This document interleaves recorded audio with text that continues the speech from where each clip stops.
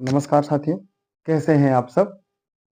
आज के video lecture में हम लोग पढ़ने वाले हैं किरण आरेख के माध्यम से ये समझेंगे कि कैसे गोली दर्पण से प्रतिबिंब बनता है। देखिए, किसी भी विषय को जब हम पढ़ते हैं तो उससे संबंधित जितनी परिभाषाएं होती हैं उन परिभाषाओं को समझना चाहिए। परिभाषाएं ही जितने भी कॉन्सेप्ट हैं वो परिभाषाओं से ही क्लियर होते हैं। हमने डेफिनेशन पढ़ ली, समझ लिया तो सारी चीजें आसानी से हमको समझ आनी शुरू हो जाती हैं। इसी तरीके से कुछ नियम बनाए जाते हैं। उन नियमों का अध्ययन करना अति अनिवार्य होता है।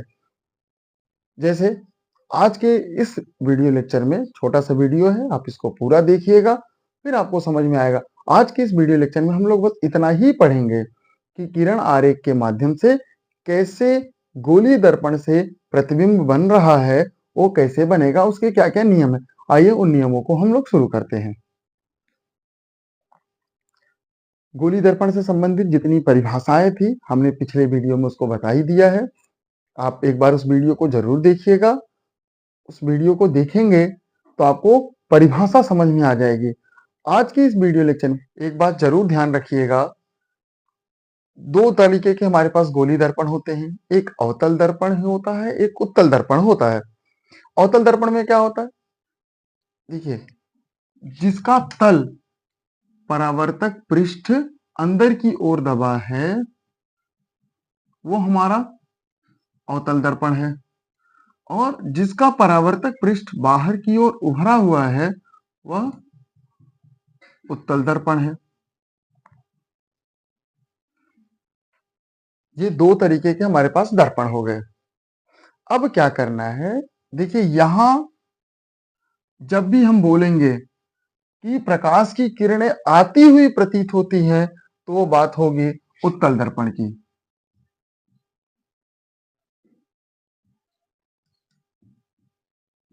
और जब बोलेंगे जा रही है, प्रकाश की किरणें जाती है, तो हम बात करते हैं अवतल दर्पण की।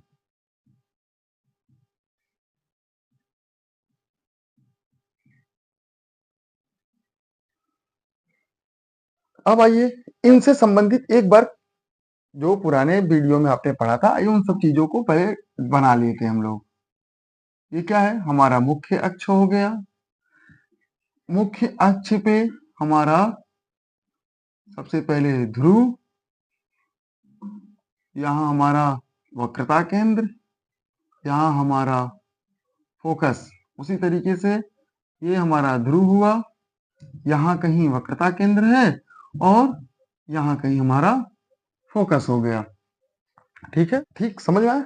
अब चलिए शुरू करते हैं, पहले नियम के बारे में पढ़ते हैं। प्रतिबिंब जब भी हम लोग बनाएंगे इन तीन नियमों का पालन करेंगे। इसी तीन में से कोई न कोई दो नियम लगने हैं।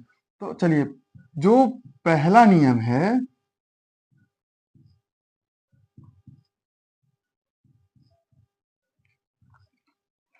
पहला नियम ये कहता है कि किसी गोली दर्पण के, चाहे अवतल हो चाहे उत्तल हो, मुख्य अक्ष के समांतर आने वाली प्रकाश की किरणें, ये मुख्य अक्ष है तो मुख्य अक्ष के समांतर आने वाली प्रकाश की किरणें गोली दर्पण के परावर्तक पृष्ठ पर पड़ने के पश्चात,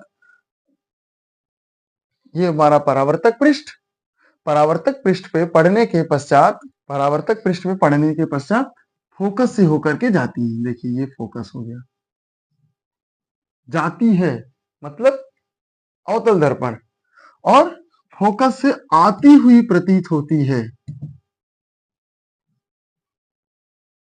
ये हो गया हमारा उत्तल दर्पण। बहुत क्रिस्टल क्लियर कॉन्सेप्ट है, ध्यान से समझिएगा।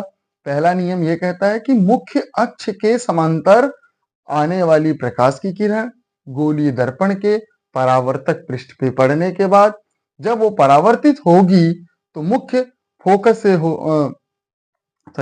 से होकर के जाएगी या फोकस से आती हुई प्रतीत होगी। पहला नियम है। जब भी हम लोग आगे आने वाली वीडियोस में जब हम लोग गोली दर्पण से, सबसे पहले मान लीजिए हम लोग अवतल दर्पण ही लेते हैं, जब अवतल दर्पण से इमेज का बनना सीखेंगे, कैसे बन रहा है उसको पढ़ेंगे, तो ये पहला नियम यही होगा।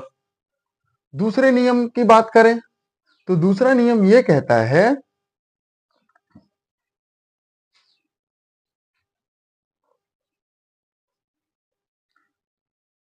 दूसरा दूसरा नियम ये कहता है कि मान लीजिए मुख्य फोकस है, ठीक, मुख्य फोकस से हो करके जाने वाली प्रकाश की किरण या मुख्य फोकस से होकर आने वाली प्रकाश की किरण, जो ये प्रतीत हो रहा है मुख्य फोकस से आने वाली, देखिए पहले नियम का रिवर्स ही दूसरा नियम है। हमने पहले नियम में क्या किया, मुख्य अक्ष के समांतर आ रही है तो फोकस से जा रही है प्रकाश की किरण। अब जब फोकस से होके जाएगी, इसका हम रिवर्स बना दे रहे हैं, ठीक है, ये इस तरीके से, जब इस तरीके से जाएगी, मुख्य फोकस से जाएगी या मुख्य फोकस से आती हुई प्रतीत होगी, तो परावर्तन के पश्चात ये मुख्य अक्ष के समांतर निकल जाएगी। पहला नियम और दूसरा नियम तो इसी में ही, इसी एक इमेज में ही समाहित है। मुख्य अक्ष के समांतर आने वाली प्रकाश की किरण परावर्तन के पश्चात फोकस से होके जाएगी या फोकस से होकर के आने वाली प्रकाश की किरण परावर्तन के पश्चात मुख्य अक्ष के समांतर होकर के चली जाएगी। ठीक है, दो नियम समझ में आ गए। आइए, तो पहला नियम हो गया, दूसरा नियम,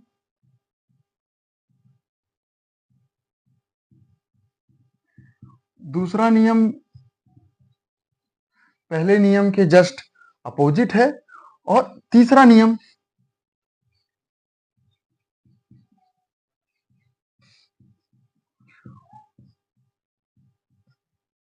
तीसरा नियम ये कहता है, तीसरा नियम यह कहता है कि जैसे मान लेते हैं, एक बार और हम बना लें, ये हमारा उत्तल अवतल दर्पण, सॉरी,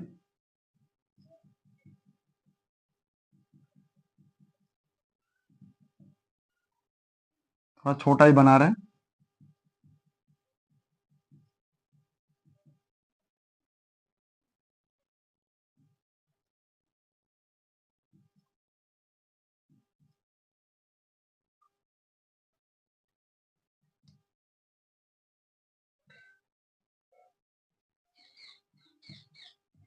ठीक है, अब इसमें क्या होगा कि जो वक्रता केंद्र से प्रकाश की किरण आएगी, यानी वक्रता केंद्र से आने वाली प्रकाश की किरण दर्पण से परावर्तन के पश्चात अपने ही मार्ग पे लौट जाएगी, या वक्रता केंद्र से आती हुई प्रकाश की किरण परावर्तन के पश्चात अपने ही मार्ग पे वापस लौट जाएगी।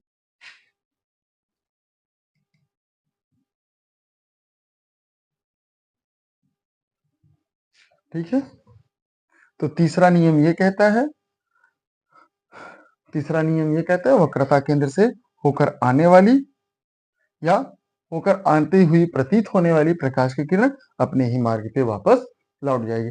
आज के इस वीडियो लेक्चर में बस इतना ही पढ़ेंगे हम लोग, गोलीय दर्पण से किस तरीके से परावर्तन के नियम है। पहला नियम ये कहता है मुख्य अक्ष के समांतर आने वाली प्रकाश की किरणें गोलीय दर्पण के परावर्तक पृष्ठ पे पड़ने के बाद परावर्तन के बाद फोकस से होकर के जाएंगी या फोकस से होकर जाती हुई प्रतीत होंगी, पहला नियम। दूसरा नियम ये कहता है फोकस से आने वाली प्रकाश की किरण परावर्तक पृष्ठ पे पड़ने के बाद मुख्य अक्ष के समांतर हो जाएंगी, यानी पहला और दूसरा नियम एक दूसरे के उल्टे हैं। तीसरा नियम ये कहता है वक्रता केंद्र से होकर जाने वाली या वक्रता केंद्र से होकर आने वाली प्रकाश की किरण परावर्तन के पश्चात अपने ही मार्ग पे वापस लौट जाती है। यही तीन नियम है, इन्हीं तीन नियमों पे हम लोग पढ़ेंगे गोलीय दर्पण से कैसे प्रतिबिंब बनता है। आज के लिए बस इतना ही। बने रहिए अपने favourite platform around the earth से। अपने दोस्तों को, अपने साथियों को वीडियो शेयर करिएगा, वीडियो को लाइक करिए और ऐसे ही इंफॉर्मेटिव वीडियोस के लिए चैनल को जरूर सब्सक्राइब करिएगा। धन्यवाद।